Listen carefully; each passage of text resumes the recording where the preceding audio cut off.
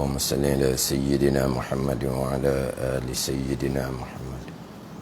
Assalamualaikum warahmatullahi wabarakatuh.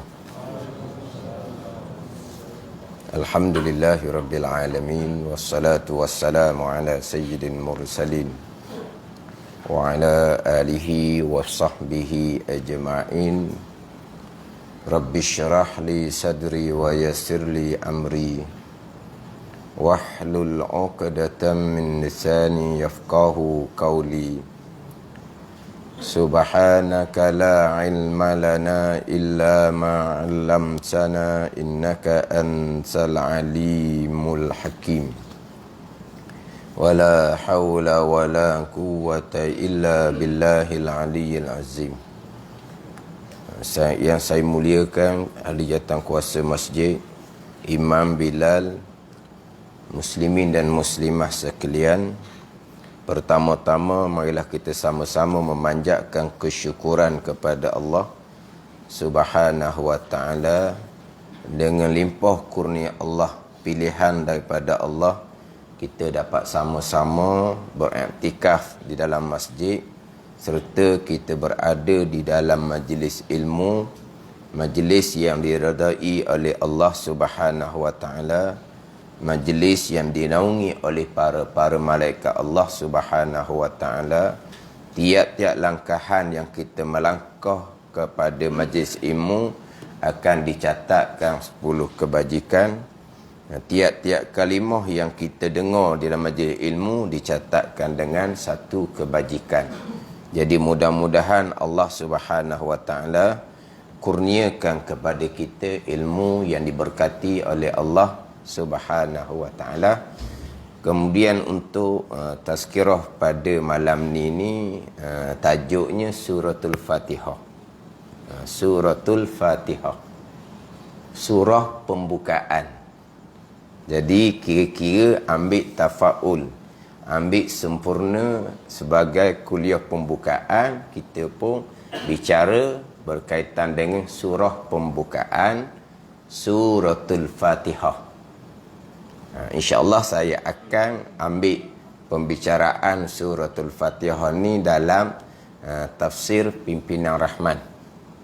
Tafsir Pimpinan Rahman mentafsirkan berkaitan dengan Suratul Fatihah, yang mana kita biasanya apabila bicara surah-surah yang afdal, surah-surah yang lebih, biasanya kita Suratul Ikhlas contohnya, surah Kuliah contohnya, surah Yasin, jantung Al-Quran contohnya. Terkadang kita lupa bahawa Nabi SAW bersabda, tidak ada satu surah yang diturunkan oleh Allah Subhanahu wa ta'ala dalam kitab-kitab Al-Kutubus Samawiyah, dalam kitab-kitab yang diturunkan oleh Allah Subhanahu wa ta'ala, yang kita maklum kesemuanya 104 buah kitab. Tidak ada satu surah yang diturunkan dalam kitab-kitab yang diturunkan oleh Allah, satu surah yang menyamai kelebihan surah Ummul Quran, surah Fatihah. Tidak ada satu surah pun.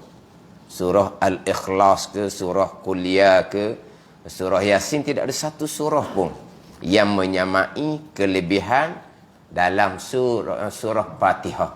Surah Fatihah surah yang paling lebih sekali, yang mana satu-satunya surah yang diwajibkan kita baca dalam tiap-tiap rakaat sembahyang tiang agama.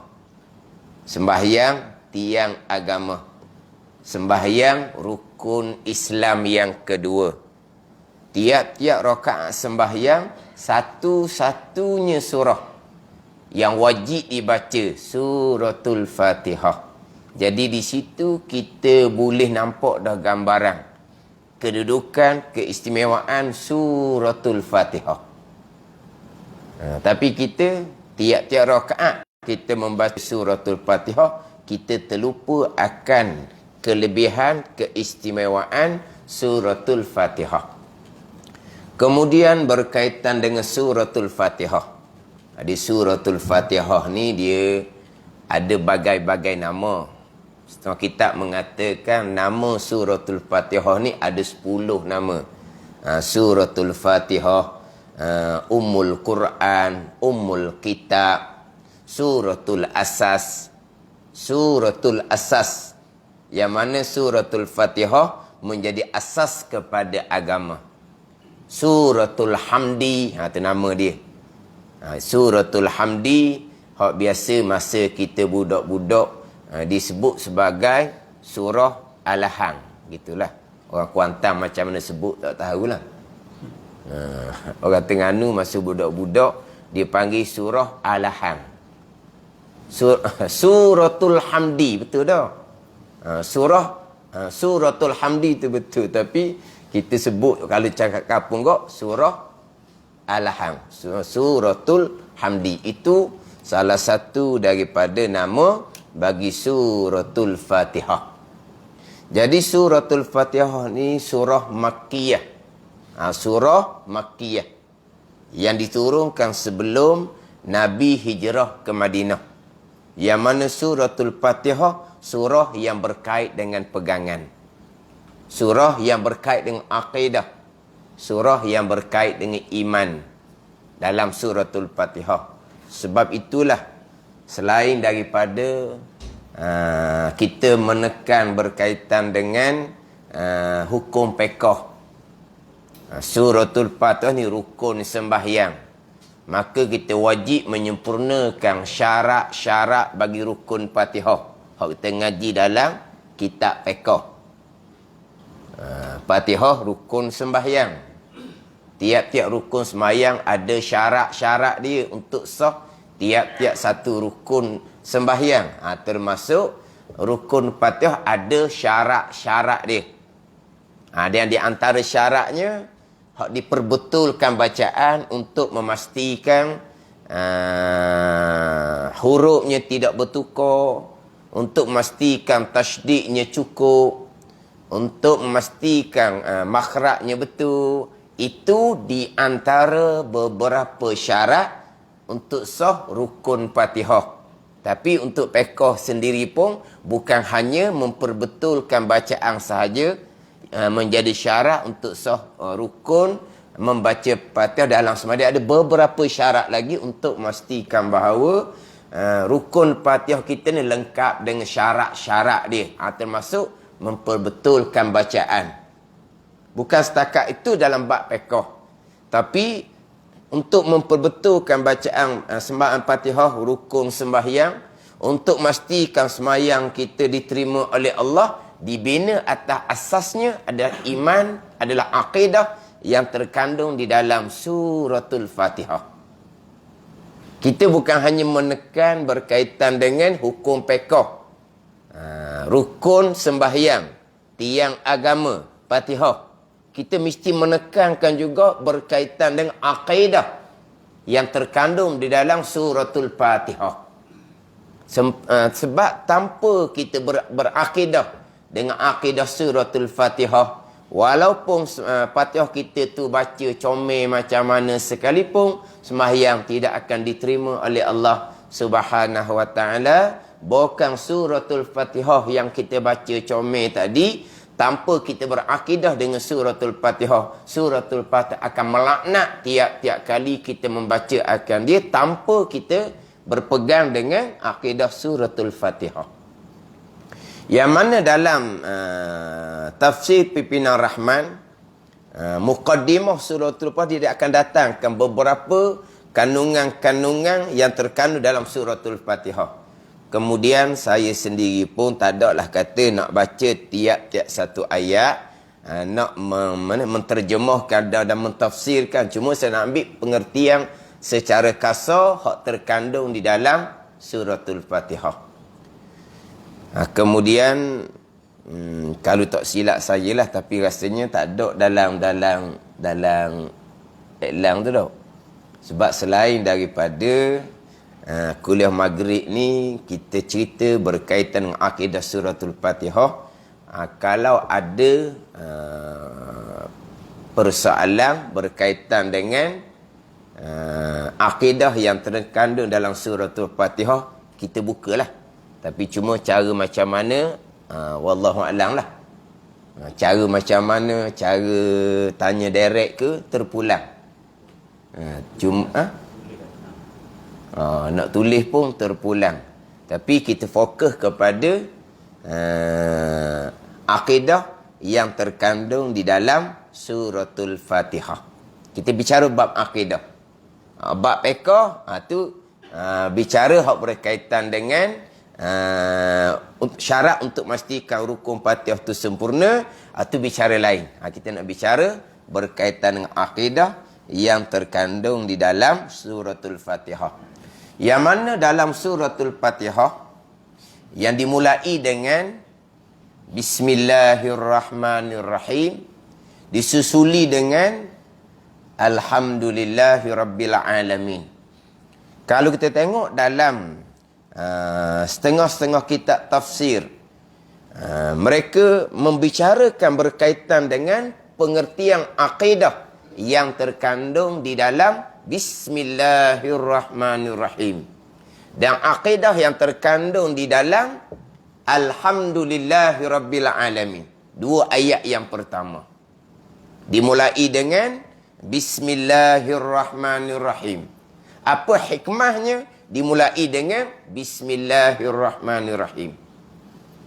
Kemudian apakah hikmahnya dimulai dengan huruf ba? Bismi. Ba tu haraf jar. Ba lil musahabah ke lil isti'anah ke, itu dalam pembicaraan ilmu alat. Tapi apakah hikmah Allah Ta'ala memulakan Al-Quran dengan Bismillah dengan huruf ba? Dia ada di situ, dia panggil makna yang bangsa isyarat, dia panggil. Bukan makna yang sahih. Bukan makna yang soreh, yang terang. Makna yang terkandung di dalam tu. Ini dibicara dalam kitab Kifayatul Awam. Dibicara dalam kitab Tuhfatul Murid.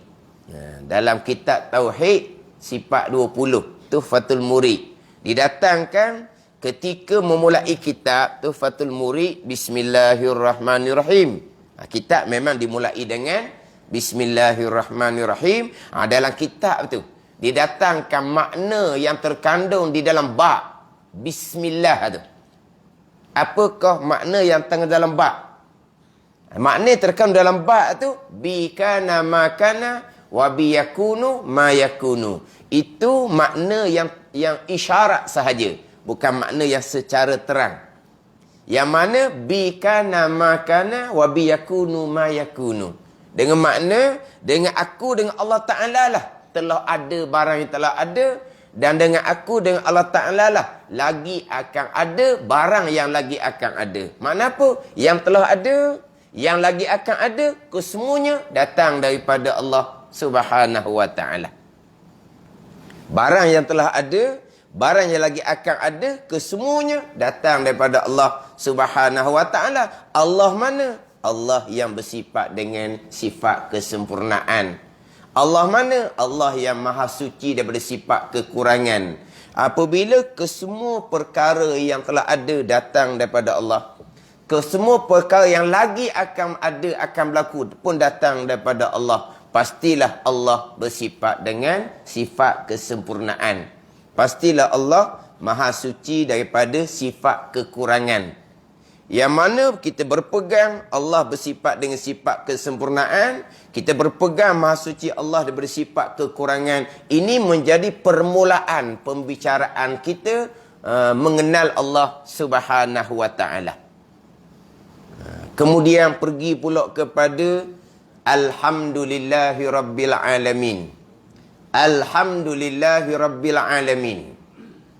Alhamdulillah ni bukan hanya mengandungi pujian kepada Allah. Alhamdulillah itu sendiri mengandungi mentauhidkan Allah Subhanahu wa ta'ala. Alhamdulillah, terjemahan kita maklum, sekalian pujian lillah, mana mukhtasun lillah, milkun lillah, sekalian pujian tertentu bagi Allah Subhanahu wa taala, sekalian pujian milik Allah Subhanahu wa taala. Kenapa? Sebab kesemuanya datang daripada Allah Subhanahu wa taala. Jadi diangkatkan sekian pujian kepada Allah Subhanahu wa taala. Jadi alhamdulillah tu sendiri mengandungi mentauhidkan Allah Subhanahu wa taala. Allah mana? Allah Rabbil Alamin. Allah ni Rabb bagi sekalian alam. Allah Rabb bagi sekalian alam. Rabb ni dia ada bagai-bagai makna. Cuma kita terjemah rekahnya Tuhan. Kemudian ilah pun kita terjemah dengan Tuhan.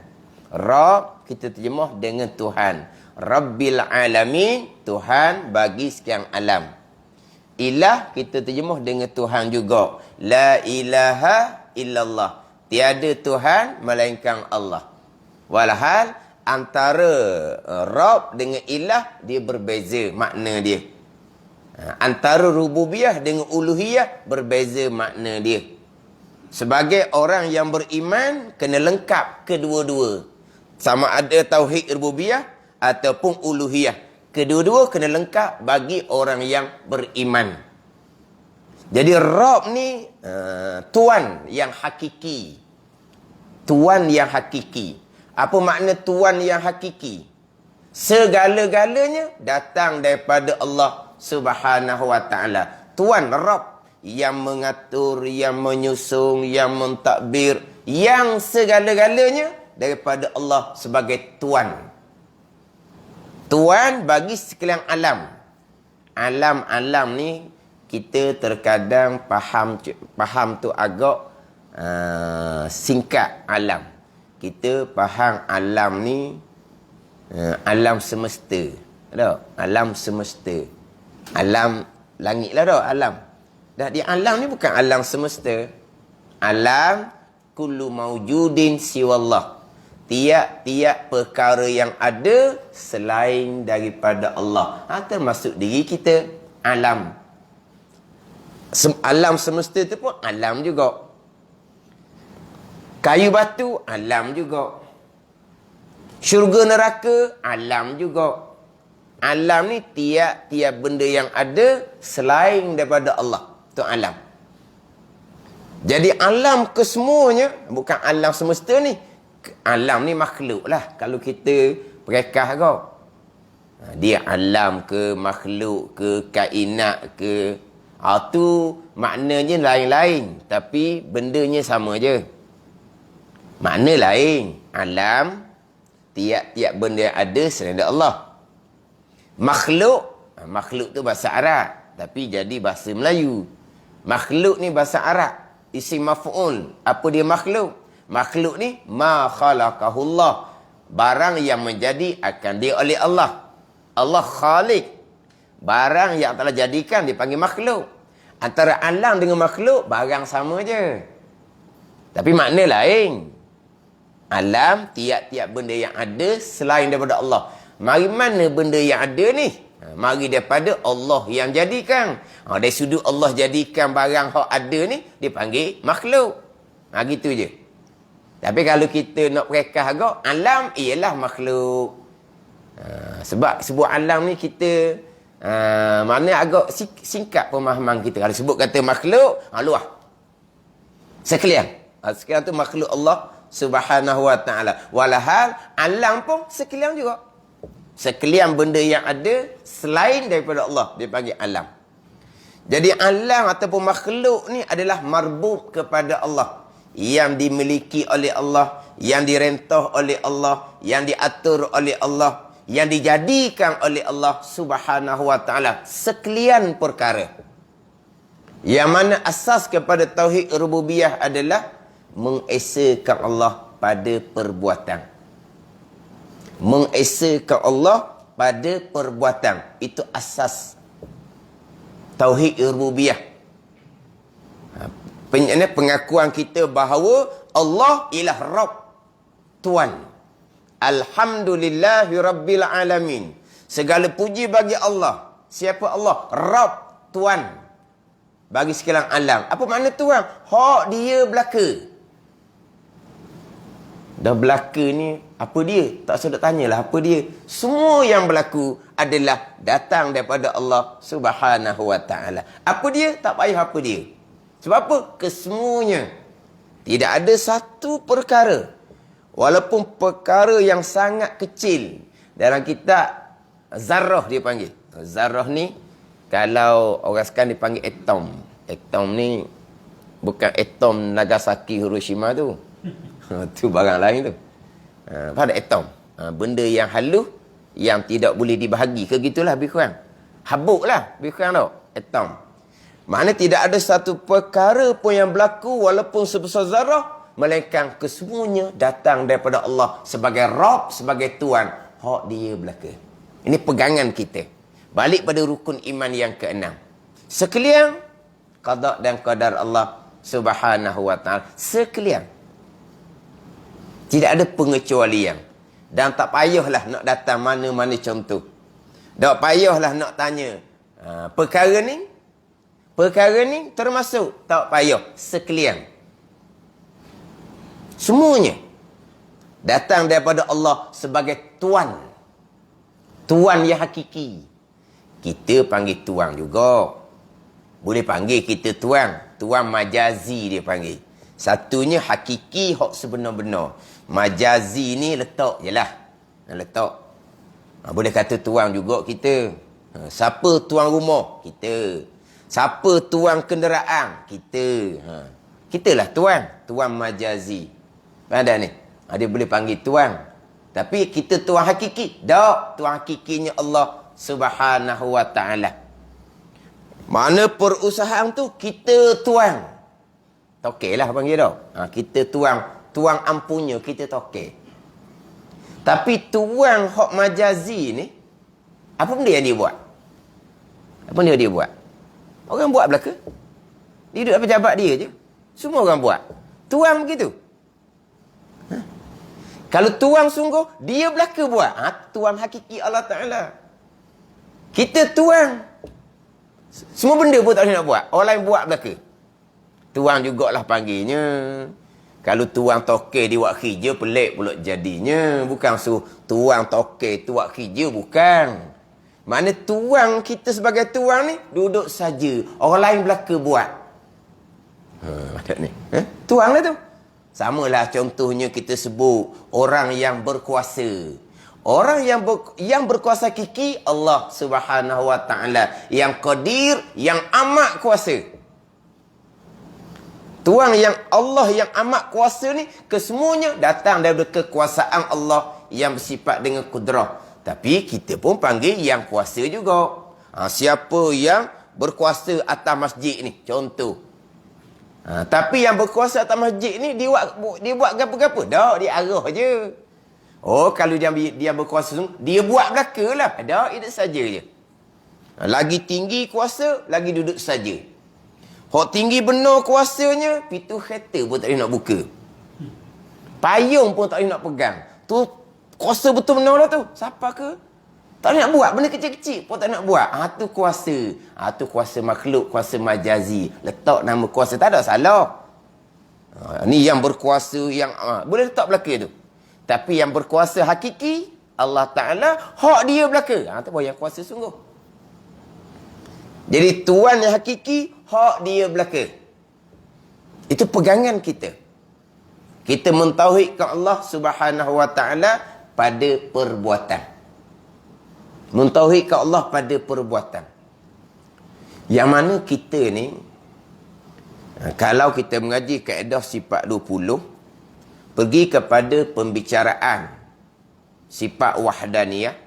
Walaupun kalau kita tengok susunan sifat 20, sifat wahdaniyah ni duduk yang ke-6. Tetapi asas pembicaraan berkaitan dengan sifat Allah, mengenal Allah, dibina atas asasnya adalah wahdaniyah.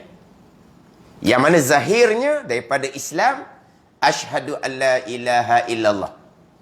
Itu Islam. Zahirnya dibina atas asyhadu an la ilaha illallah. Penyaksian tiada sembahan yang sebenar melainkan Allah. Dengan makna Allah jua sembahyang yang sebenar. Makna zahir syahadah tu penyaksian bahawa keesaan Allah. Jadi apabila pergi kepada pembicaraan iman, dibina atas keesaan Allah Subhanahu wa taala, dibina atas wahdaniyah. Walaupun wahdaniyah itu letak di tengah sekalipun, sifat yang keenam. Daripada wahdaniyah, keesaan Allah, fahamlah kitanya Allah Tuhan yang Esa ni ada, tidak ada permulaan. Ada yang tidak diadakan oleh yang lain.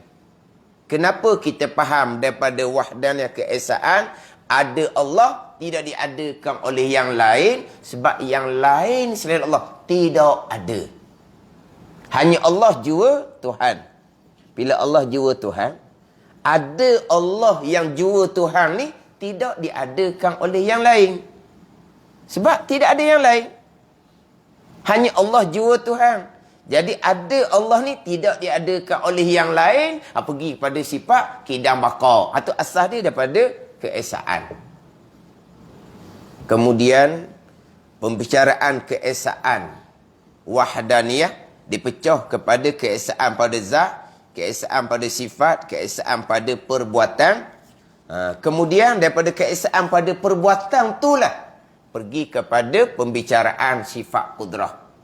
Daripada pembicaraan sifat kudrah, pergi kepada pembicaraan sifat iradah, sifat ilmu. Kita faham asas keempat-empat sifat ni, kita akan mengenal Allah sebagai Rabb, sebagai Tuhan yang hakiki. Kita akan mengenal Allah sebagai ilah, sebagai sembahyang yang sebenar, yang bersifat dengan istighna, yang bersifat dengan iftikar. Sebab itulah, untuk jadi orang beriman, kena lengkap tauhid rububiyah dan uluhiyah. Nak lengkap kedua-dua ni, kaedahnya adalah kaedah sifat 20. Untuk kita benar-benar mengenal Allah sebagai Rabb, mengenal Allah sebagai ilah, sebagai sembahan yang sebenar, yang bersifat dengan istighna, yang bersifat dengan iftikar dalam kaedah sifat 20. Kemudian, kita mati di Alhamdulillahirrabbilalamin. Allah sebagai Rabb, Allah sebagai Tuhan yang hakiki. Semuanya datang daripada perbuatan Allah Subhanahu wa taala. Kesemuanya datang daripada perbuatan Allah Subhanahu wa taala. Kemudian ayat yang keempat, iyyaka na'budu wa iyyaka nasta'in. Iyyaka na'budu wa iyyaka nasta'in. Akan dikau, ayat yang kelima, akan dikau kami sembah, dan akan dikau jualah kami mohon pertolongan.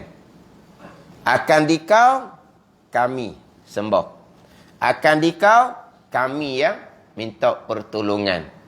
Walhal kesemuanya datang daripada perbuatan Allah. Kami tidak ada. Tiba-tiba ayat yang keenam, kami yang sembah. Pada ni, kami yang sembah. Pengabdian diri ni kami yang buat.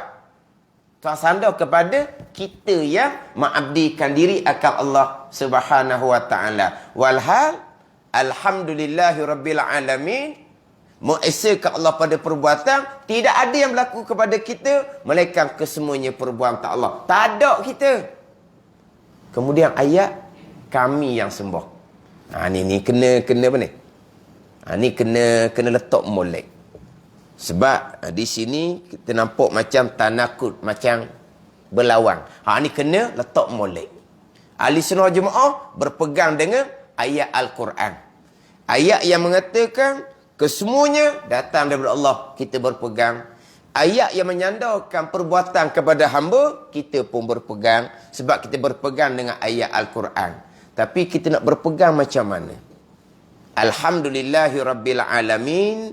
Sekalian datang daripada Allah sebagai Rabb, sebagai Tuhan yang hakiki. Hak dia belaka. Tiba-tiba disandarkan pula kami yang mengabdikan diri akan dikau. Kami yang minta tolong akan dikau. Jadi Allah Ta'ala menyandarkan pengabdian diri itu kepada kami. Sebab itulah ahli sunnah berpegang, kami hamba ada pilihan dan ada usaha. Kami ada pilihan hamba, kita tak sebut hamba lah, mana kita lah manusia. Hamba ada pilihan dan hamba ada perbuatan usaha. Wajib berpegang seumpama tu, sebab iyyaka na'budu wa iyyaka nasta'in. Tetapi walaupun berpegang, kami ada pilihan, kami ada perbuatan usaha, jangan lupalah alhamdulillahirabbil alamin. Kesemua tu datang daripada perbuatan Allah, termasuk diri usaha kami pun datang daripada Allah sebagai Tuan. Usaha kami pun datang daripada perbuatan Allah sebagai Tuan, sebagai Rabb. Jadi kalau gitu tak ada, memang tak ada lah hakikinya. Ni. Sebab kita nak letak molek ni, nak memastikan bahawa kita tidak tergelincir kepada akidah Qadariyah ataupun akidah Jabariyah. Walaupun terkadang orang sekarang dia seperti menafikan hak pembicaraan Qadariyah Jabariyah. Dia kata itu pembicaraan lampau, sudah menjadi lipatan sejarah. Sekarang tak perlu lagi kita membicarakan Qadariyah Jabariyah, sebab sekarang sudah tidak ada. Sekarang hak ada ni hak itulah, hak liberalisme lah, pluralisme lah, hak itulah ada sekarang. Qadariyah Jabariyah tidak ada. Pluralisme contohnya itu pembicaraan hak keluar daripada Islam. Kita bicara Qadariyah Jabariyah, ini masih dalam ruang lingkup orang Islam. Sebab Qadariyah Jabariyah masih lagi duduk di bawah orang Islam. Hak bicara hak kata pluralisme apa itu, bicara hak di luar. Kita bicara hak di dalam. Yang mana pembicaraan berkaitan dengan akidah-akidah terpesong ini bukan lipatan sejarah. Sekarang terkadang bukan setakat Qadariyah Jabariyah, bahkan terkadang orang Islam sendiri berakidah dengan akidah yang lebih sesak daripada akidah Qadariyah lagi. Yang mana terkadang mereka yang mengatakan tak ada sekarang Qadariyah Jabariyah, terkadang mereka pun tak kenal sebenarnya peseng mana Qadariyah Jabariyah ni. Ada ni. Terkadang lebih terpesong daripada Qadariyah lagi. Lebih terpesong daripada Qadariyah. Sebab kalau kita balik kepada pembicaraan hak rukun iman yang ke-6, qada dan qadar, dia akan bicara berkaitan dengan ketentuan Allah dan perbuatan Allah. Qadariyah tidak menafikan ketentuan Allah, dia menafikan perbuatan Allah. Allah menentukan segala-gala perkara yang akan berlaku. Tapi sampai masa berlaku bukan Allah yang melakukan, kita yang melakukan sendiri. Kita melakukan dengan tenaga yang Tuhan letak di kita. Itu Qadariyah. Tapi apa perkara yang akan kita pilih, yang akan kita lakukan, telah ditentukan oleh Allah pada azal. Iradah, qada azali. Sampai masa sekarang, kita yang melakukan sendiri dengan kudrah, tenaga yang Tuhan letak di kita. Itu Mu'tazilah Qadariyah. Dia menafikan qadar, perbuatan Allah, tapi tidak menafikan qada, ketentuan Allah. Ini pembicaraan asas saja ni. Ini pembicaraan hak rukun iman yang ke-6. Sekarang bukan setakat menafikan perbuatan Allah, menafikan ketentuan Allah. Allah hanya mengetahui jua. Qada dan qadar Allah hanya sebahagian jua. Mana qada dan qadar Allah? Buat langit, qada dan qadar. Buat bumi, qada dan qadar. Buat siang, buat malam, qada dan qadar.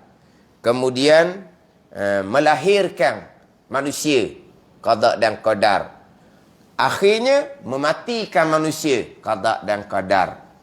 Selepas manusia dilahirkan, selepas manusia Tuhan jadikan, manusia diberi kebebasan sebebas-bebasnya untuk memilih dan melakukan satu perkara. Allah tidak menentukan.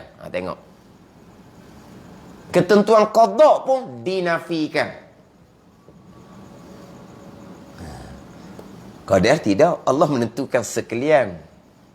Sampai masa berlaku apa yang ditentukan Allah, barulah kita yang melakukan sendiri dengan kudrah yang Tuhan letak di hamba. Itu qadariyah. Ni ada golongan dia menafikan termasuk ketentuan Allah. Allah hanya mengetahui. Allah tidak menentukan. Kita diberi pilihan sebebas-bebasnya untuk memilih dan melakukan apa-apa perbuatan. Allah tidak menetapkan, Allah tidak menentukan, Allah tidak memutuskan. Allah hanya mengetahui.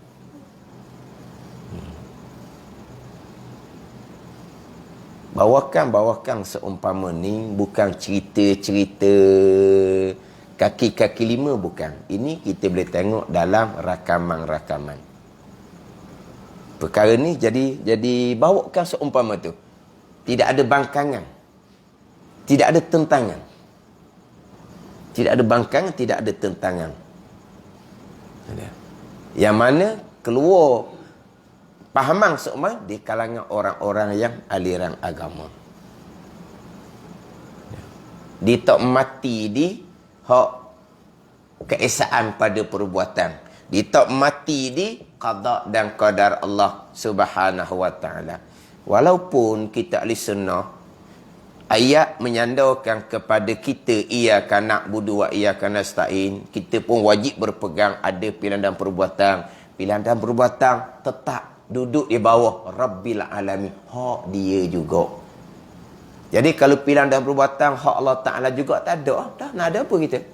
Allah Rabb, Allah Tuhan. Kita mabuk. Kita yang direntah oleh Allah. Tak ada apa kita. Ini hak berlaku. Inilah perbuatan Allah Subhanahu wa Ta'ala. Pegangan. Kesemua. Keesaan pada perbuatan. Allah Khalik. Semua ni makhluk Allah. Gerak diam kita makhluk Allah. Siapa yang menggerak, yang mendiamkan kita? Allah sebagai Khalik. Zalikumullahu rabbukum. La ilaha illa huwa khaliku kulli syai'. Demikian sifat-sifat dan kekuasaannya ialah Allah. Siapa Allah? Rabbukum, Tuan kamu atau Rabb. La ilaha illa huwa, tiada ilah, tiada sembahan yang sebenar melainkan ia, melainkan Allah. Jadi dalam surah Al-An'am ayat yang kedua ini didatangkan dua. Allah sebagai Rabb kamu, tiada sembahan yang sebenar melainkan ia, melainkan Allah. Allah juga ilah yang sembahan yang sebenar.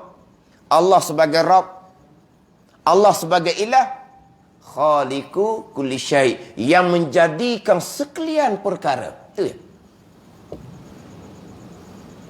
Mana gerak diam kita ni adalah kejadian Allah, makhluk Allah Subhanahu wa taala. Kita memilih apa-apa perkara, itulah kejadian makhluk Allah Subhanahu wa taala. Kita berusaha gerak diam, kita berusaha, itulah kejadian, itulah makhluk Allah Subhanahu wa taala. Khalik hanyalah Allah. Makhluk lemah, tak bekas sama sekali. Habis kat tu. Ni pegangan. Hak percakapan tu percakapan asbab, tak ada salah. Saya yang memilih, saya yang melakukan, saya yang begitu, saya lah begini, saya mengatur, saya menyusung, saya merancang. Saya yang mengerjakan. Tu cakap asbab, tak ada salah. Tapi dari segi pegangan kitanya, itu hanya zahir sahaja. Saya yang memilih hanya pada zahir. Pegangan kita tetap dah. Kesemuanya adalah perbuatan Allah Subhanahu wa taala. Allah Qadir, Tuhan yang amat kuasa. Kita hamba ni amat lemah. Kau macam mana sebut kita ni? Lemah saja ke amat lemah? Allah wa huwa ala kulli syai'in qadir. Dan ia Allah atas tiap-tiap sesuatu qadir, amat kuasa. Lepas tu kita hamba lemah, amat lemah.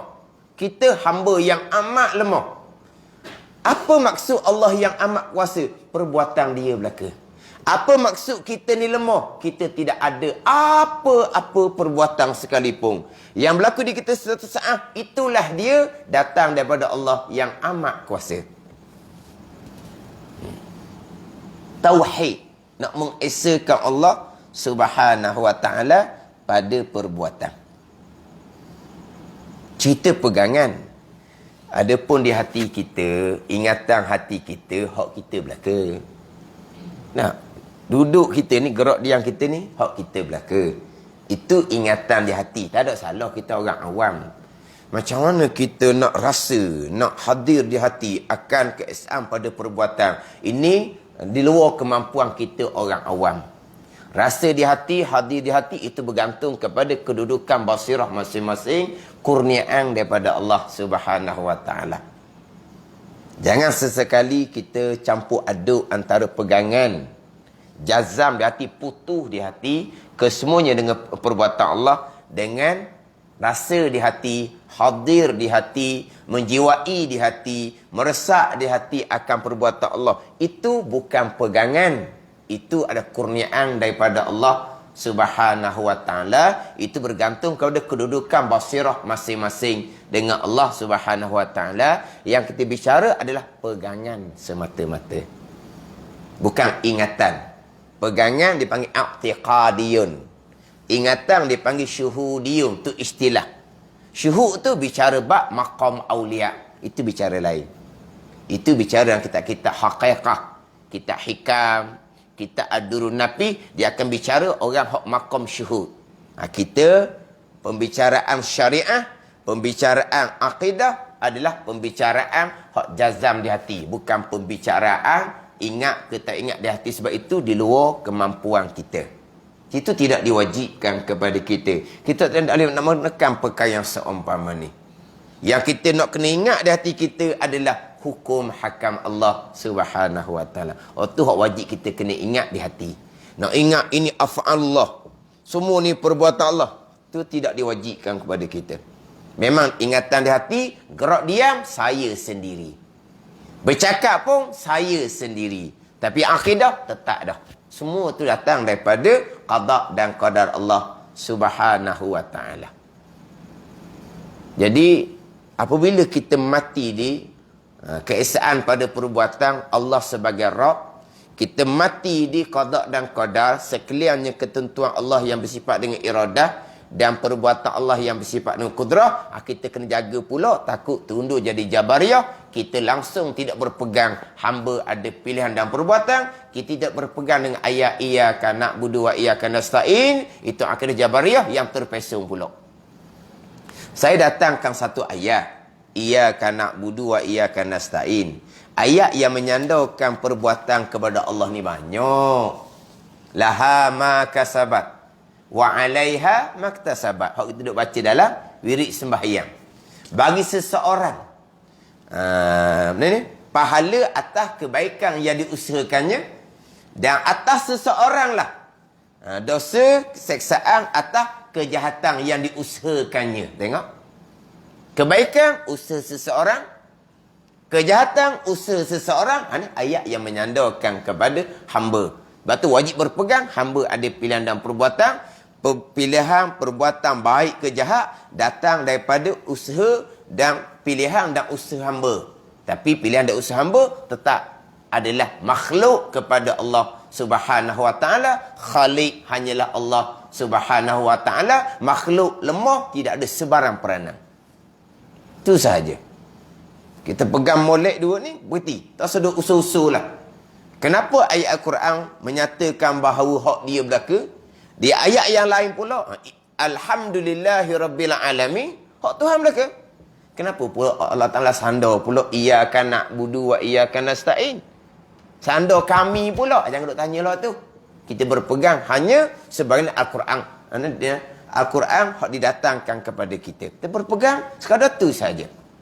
Walaupun hakikinya tidak ada apa-apa pun di kita, tapi kita wajib berpegang hamba ada pilihan dan perbuatan. Ada ni. Biasanya orang datangkan ayat innallaha la yughayyiru ma biqaumin hatta yughayyiru ma bi anfusihim. Iyalah Allah Taala menyandarkan berubah tu kaum yang berubah. Itu zahir. Sebab tu berpegang hamba ada pilihan. Sebab Allah Taala sandar kepada kaum yang berubah. Zaharul fasadu fil barri wal bahr bima kasabat aydin nas. Zahirnya kerosakan di daratan dan lautan adalah dengan sebab barang yang diusahakan oleh tangan-tangan manusia. Tu. Tuhan sandar kepada hamba pada manusia. Maka wajib berpegang hamba ada pilihan dan perbuatan, tapi pilihan dan perbuatan tetap keesaan pada perbuatan Allah juga. Pilihan dan perbuatan hamba tetap qada dan qadar Allah Subhanahu wa taala, rukun iman yang keenam. Makna antara dua ni kena letak molek ni. Antara sekalian qada dan qadar, berpegang hamba ada pilihan dan perbuatan. Kalau tidak berpegang hamba ada pilihan dan perbuatan, Jabariyah. Berpegang hamba ada pilihan dan perbuatan, pilihan dan perbuatan hamba mutlak, bukan hak Tuhan dah, itu Qadariyah. Kita berpegang hamba ada pilihan dan perbuatan, tapi diri pilihan dan perbuatan tetap perbuatan Allah Subhanahu wa taala. Jadi hakikinya tidak ada. Memang tidak ada apa-apa pun di kita. Kalau ditanya contohnya, kalau begitu, adakah Allah telah menetapkan segala-gala ataupun kita ni ada pilihan? Adakah Allah telah menetapkan segala-gala dan kita ni bebas memilih ataupun tidak? Jawapannya, hakikinya Allah telah menetapkan segala-gala. Kita ada pilihan dan kita bebas memilih pada zahir. Itu saja. Allah telah menentukan segala-gala atau kita bebas memilih. Kalau Allah menentukan segala-gala, tak adalah kebebasan memilih. Kalau kita bebas memilih, tidak adalah Allah menentukan segala-gala. Sekarang ni antara dua ni. Adakah Allah telah menentukan segala-gala? Menentukan segala-gala ni rukun yang kenal ni. Atau kita bebas memilih? Jawapannya, kita bebas memilih pada zahir. Tapi apa yang berlaku tu, itulah ketentuan dan perbuatan Allah. Tu je. Pada zahir, kita nak memilih gerak diam, nak ke mana-mana. Adakah kita ditarik-tarik? Adakah kita ditolak-tolak? Macam dipukau? Tidak. Kita bebas memilih. Dan kita bebas melakukan pada zahir. Tapi apa yang berlaku itulah perbuatan Allah Subhanahu wa taala. Apa yang berlaku itulah qada dan qadar Allah Subhanahu wa taala. Faham molek? Kemudian kita pun berhenti qada tu. Jangan usul-usul, jangan duk korek-korek. Itu dilarang. Hak Nabi kata fa'amsiku, tahan diri kamu daripada mana? Korek panggil dah. Bahas-bahas berkaitan dengan qada dan qadar. Tapi sebelum kita nak tahan diri, kita kena faham dulu hak berkaitan dengan qada qadar Allah Subhanahu wa taala, berkaitan dengan ikhtiar usaha seseorang hamba. Qada qadar Allah kita maklumlah, baik pun qada qadar, jahat pun qada qadar. Itu nyata di rukun iman yang keenam.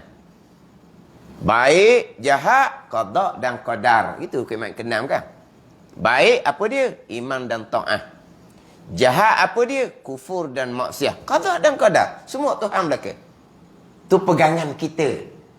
Hak tukang ceramah yang baik daripada Allah, yang tak baik tu datang dari kelemahan saya sini, itu adab. Adab syariah dia panggil.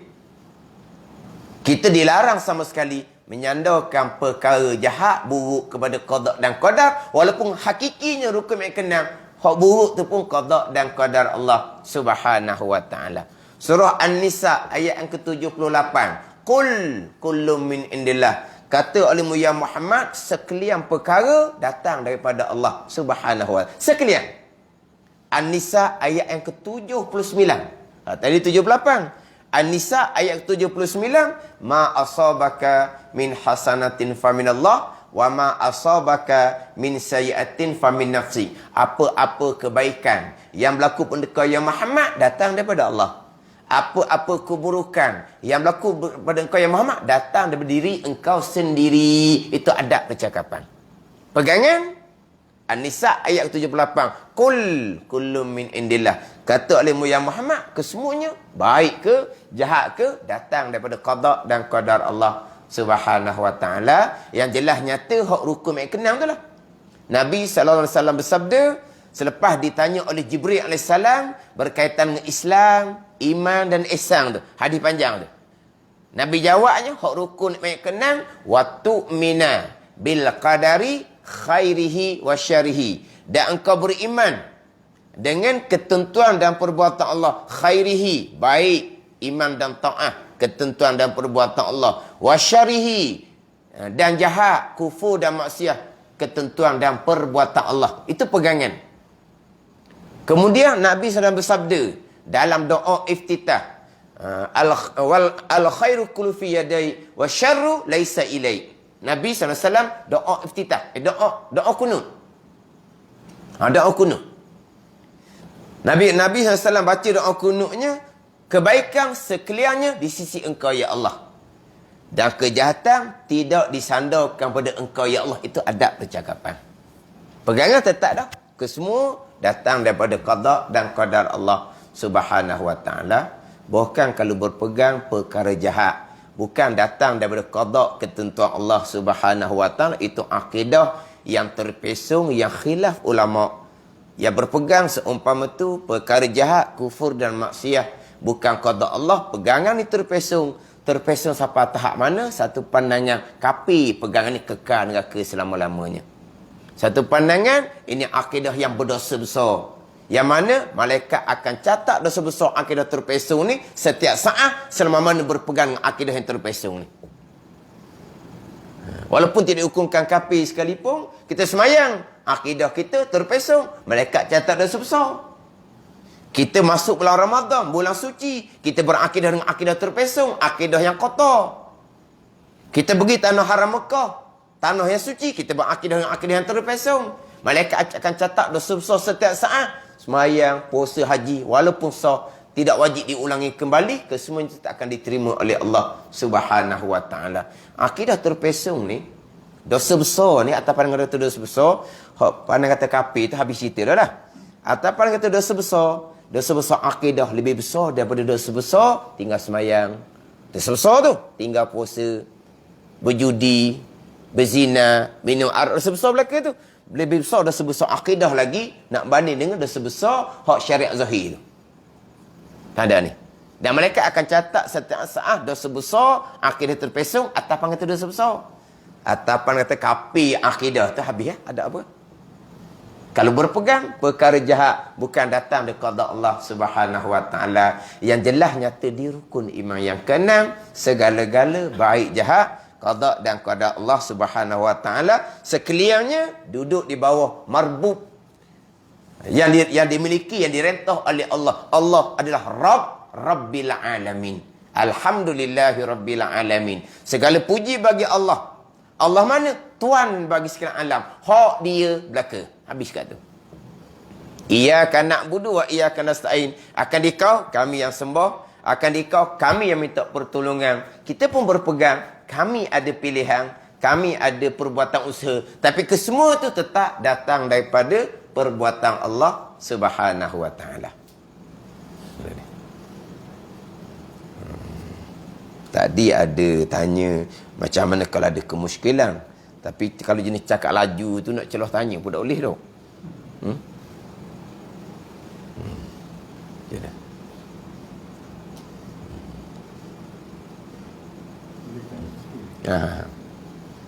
Dia ada rosak akidah kalau kita kata, saya ambil contoh ni, kita terlewat ni sebab mohon lama sangat.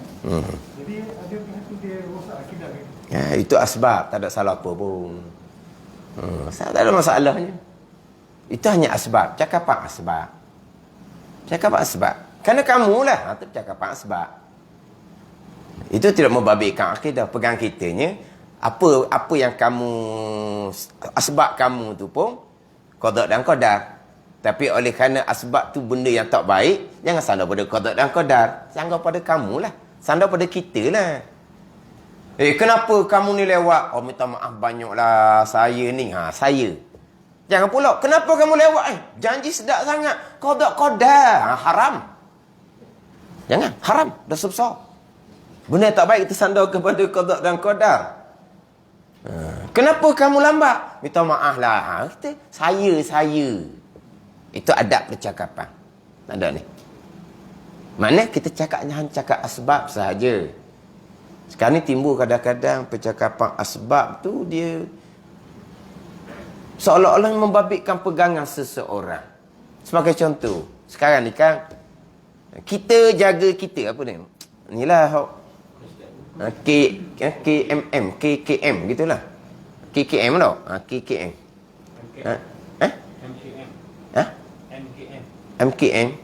Keselamatan Negara. Kita jaga kita. Mana kita jaga kita? Tuhan jaga kita. Oh, itu hak hakiki. Hak ni cakap asbab. Kita jaga kita. Tak ada salah-salah kan? Tak ada salah-salah. Kita jaga kita. Contohnya, kita tinggal anak di rumah. Tak apalah, ada hak abang tu. Hak abang jaga adik. Itulah juga. Suami jaga isteri. Isteri, ibu jaga anak-anak. Tak boleh kata jaga. Kalau kita kok jaga-jaga tu tak boleh. Jaga-jaga. Jaga apa jaga? Jaga pintu. Jaga harta benda. Jaga tu jaga. Kerja apa jaga? Kerja jaga. Boleh jaga ke tak? Tak boleh jaga. Allah yang jaga. Tu hakiki. Pernah timbul ni. Salah. Itu semua merosakkan akidah. Apa menggunakan slogan hak bercanggah dengan akidah. Kita jaga kita. Tidak. Allah jaga kita. Itu hakiki. Kita jaga kita ni asbab. Tak ada salah. Ke mana? Kan kita sama kita kan? Jadi saya minta kamulah tolong jaga. Kita minta dia tolong jaga. Makhluk tak bekas. Itu jaga asbab. Pegangan hak Tuhan belaka. Itu cakap asbab saja. Atas nama ikhtiar usaha. Ni. Masa mula-mula Covid tu pula, takut ke Covid? Takut kan? Trauma tu mula-mula dulu. Takut kepada Covid. Syirik belaka tu. Takut ke makhluk, dia kata. Syirik. Sebab apa? Sebab yang bagi manfaat, yang bagi mudarat Allah Ta'ala. An-Nafi'. Tuhan yang bagi manfaat Allah. Ad-Dar. Tuhan yang melakukan kemudaratan Allah. Covid makhluk tak bekas. Takut apa ke makhluk? Syirik. Mengaji tauhid ramai. Tapi mentauhid ke Allah tak ada. Dah. Itu bukan bab pegangan. Tertakut pada makhluk tu tak ada salah pun. Contoh Nabi Yaqub AS tu. Wa akhafu an ya'kula zi'bu tu. Aku takut bahawa makan akan biusuk oleh serigala. Kan Nabi Yaqub tu kan asalnya abang-abang Nabi Yusuf nak bawa Nabi Yusuf. Nabi Yaqub ni tidak tak benarkan mula-mula. Sebab apa? Wa akhafu an ya'kula zi'bu, dan takut oleh aku bahawa memakan oleh Nabi Yusuf oleh serigala. Takut apa? Allah belaka kan? Tu tak ada salah tu. Ni siapa ketakut Covid pun syirik. Macam mana kita kalau jumpa dengan ular? Takut tak? Kalau jengking, melompatlah kitanya. Takut. Itu makhluk tak bekas. Tak ada apa tu. Ada ni. Jadi pelik-pelik jadi. Mana takut tu naluri seseorang manusia. Dengan Tuhan jadikan takut di hati itu, manusia akan jaga diri. Manusia akan melindungi diri daripada perkara yang memudaratkan. Jaga diri. Melindungi diri daripada perkara mudarat itu syariah. Itulah undang-undang agama.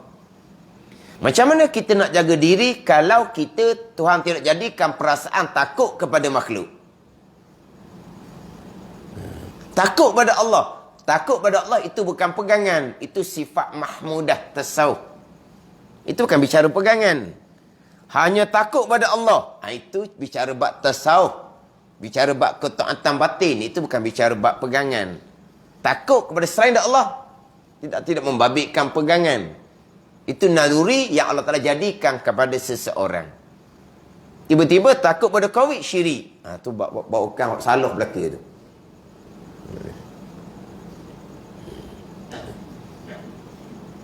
Ni kadang-kadang percakapan. Kebetulan. Kebetulan dah jumpa dah ni kan. Cadang-cadang nak pergi rumah. Apa dia nak atur surat. Surat samang tu lah. Surat jemputan kahwin tu. Orang panggil surat samang. Kenapa tak tahulah. Jadi, dah kebetulan jumpa dah ni. Kebetulan jumpa. Salah kamu tu kebetulan jumpa. Yang berlaku tu qada bukan kebetulan. Allah. Kebetulan tu pada zahir. Kebetulan dengan makna kita pun tak cadang, kita pun tak racang, kita pun tak janji dengan dia. Nak jumpa di situ, tiba-tiba kebetulan tersempok. Maknanya tanpa kita rancang. Tapi apa yang berlaku tu qada-qadar berlaku. Bukan menafikan qada-qadar. Cuma kita cakap zahirnya kebetulan sebab kita tak ada rancang. Tu sahaja. Sebut kebetulan syirik kamu ni. Kamu menafikan qada dan qadar. Tak ada perkara berlaku secara kebetulan. Hak Tuhan berlaku. Itu hakiki sebenar-benar. Siapa ke nak tanya? Dah mati kan? Biasa orang tanya lah. Mati sakit apa? Kita orang tanya tau. Tanya buat apa mati sakit apa? Tuhan buat mati-mati lah. Allah. Sesungguh ni. Belajar nampaknya tapi belajar macam mana tak tahu. Orang tanya mati sakit apa pun tak boleh. Siapa masa mati? Matilah. Sakit apa-apanya. Yelah, asbab zahir. Sakit apa? Kena serangan jantung. Serangan jantung tu pun perbuatan Allah juga hakikinya. Tapi kita tanya tu asbab zahir. Sebab dia, yang kita tahunya dia segar. Tiba-tiba mati. Kenapa? Kerana kena serangan jantung. Tanya kenapa pun tak boleh. Allah mujur juga siapa cepat di hospital. Ni orang cedera paruh ni kan. Darah banyak keluar. Mujur siapa cepat di hospital. Selamat. Syirik kamu ni. Yang menyelamatkan dia Allah Ta'ala. Bukan doktor pun. Allah kata. Apa benda dia ngaji biasa tu. Mana kita cakap asbab. Mana adat kata. Kalau cedera seumpama tu. Lambat. Ni dirawat. Lambat sampai di hospital. Adat kata. Lepas tu kita kata. Adat kata. Adat. Adat ni hak biasa-biasa. Hak sama-sama dah. Cedera seumpama tu. Lambat dirawat. Adat kata. Mati. Adat kata. Hidup mati ni qada-qadar. Tapi. Siapa cepat di hospital. Selamat dia. Siapa cepat tu. Qada-qadar juga. Selamat tu qada-qadar sebab Allah belum menentukan lagi dia sampai masa mati. Tapi kita bercakap lah.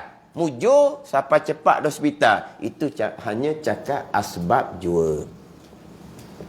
Mana ni? Pegangan-pegangan. Cakap asbab. Jangan salah terlajuk sangat. Siapa nak bercakap pun tak boleh. Nak bercakap tak boleh. Siapa buat comel? Nak jawab siapa buat ni? Jawab saya buat kan? Qada-qadar tu. Jawab saya lah buat.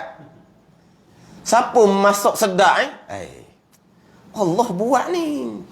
Jadi sedap makan ni. Siapa masuk sedap mikir. Saya lah masuk, apa masalahnya? Jangan takut sangat. Jangan pula. Siapa masuk sedap? Allah mari masuk sana ni. Oh, pening buat orang tengok. Ni bagi mana ngaji bahasa tu? Saya lah.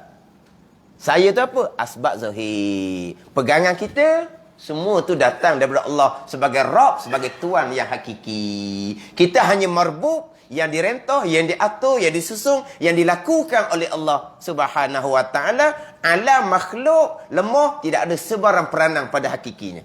Itu pegangan. Percakapan asbab. Tak ada salah. Mana?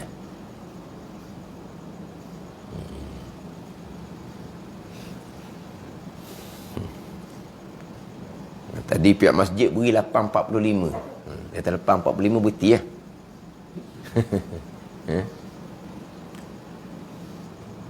Macam mana?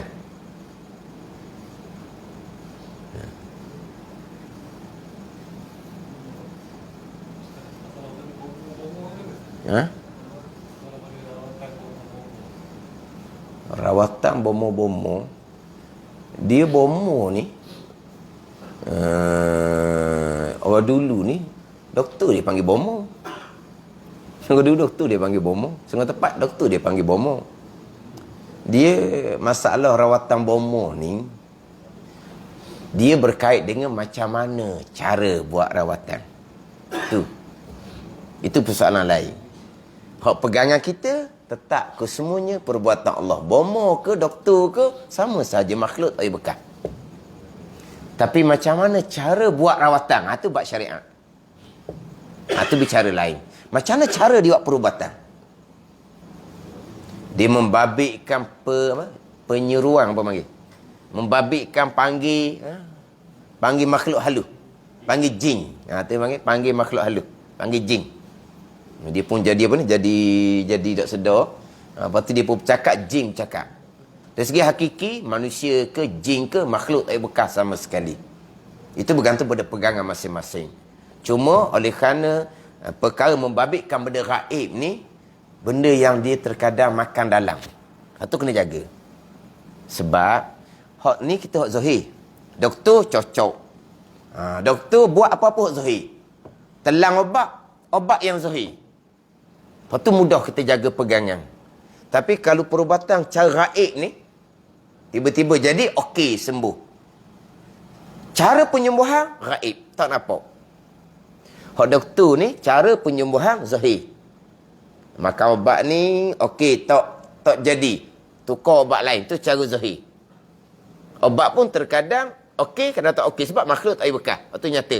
Tapi sembuh pun zahir. Nampak kita usaha zahir. Tapi perbuatan jin ni benda gaib, tak nampak. Walau perbuatan jin, perbuatan manusia sama, makhluk tak ada bekas. Tapi oleh kerana perbuatan jin ni tak nampak, kita akan jadi semabur dengan perbuatan Allah. Hak gaib juga. Perbuatan Allah kan gaib kan? Hak zahir perbuatan kita. Jadi jin tu dia jadi sembuh kerana rawatan dia gaib juga. Takut hati kita makan dengan berlakunya perkara yang gaib daripada perbuatan jin, kita bertukar dengan perbuatan Allah yang gaib juga. Batulah hak perbuatan cara bomoh ni membabitkan hak makhluk-makhluk halus. Untuk jaga pegangan, ulama akan menyekat. Jangan boleh membabitkan kepada kesyirikan. Pada dia. Dia panggil sadul lizari'ah. Nak tutup kerosakan yang lebih besar, kesyirikan. Jangan berubat cara tu. Pada ni. Tapi kalau berubat cara tu, adakah merosakkan akidah? Akidah masing-masing.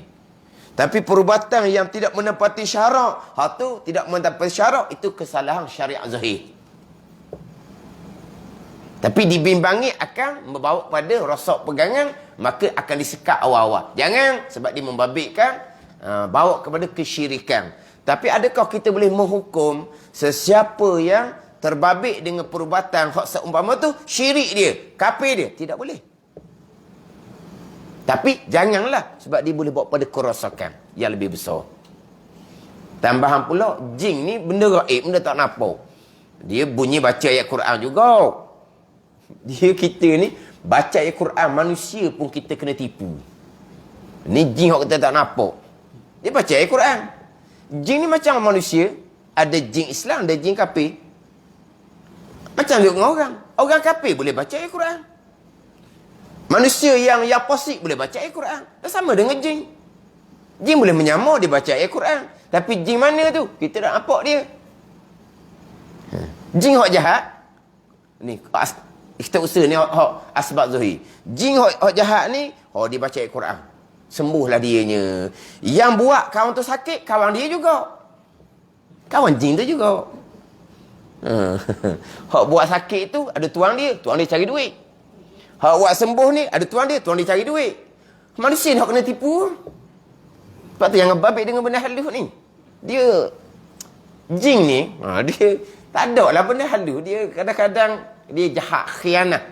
Dia kalangan jin hak kafir, jin hak fasik. Walaupun Islam sekalipun. Lepas tu jangan. Tapi adakah kita nak menyatakan syirik semata-mata perubatan? Tak boleh. Tapi dibimbangi. Boleh menjatuhkan kita kepada akidah yang syirik.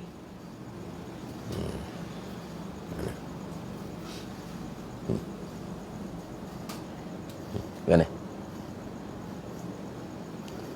Cukup masa?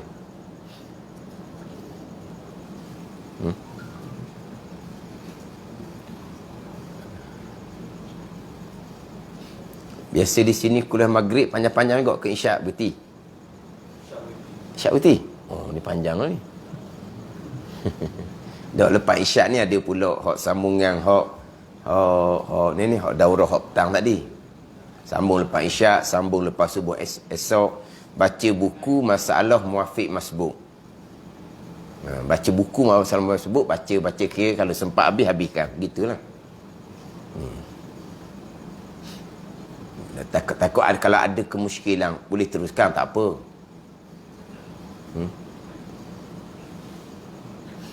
Dia kadang-kadang kita nak tanya bab pegangan ni, kita rasa takut orang kata kamu ke berpegang begitu. Bukan. Terkadang kita pegangan kita clear. Cuma dia mari kenapa begitu? Kenapa begitu? Tu gangguan.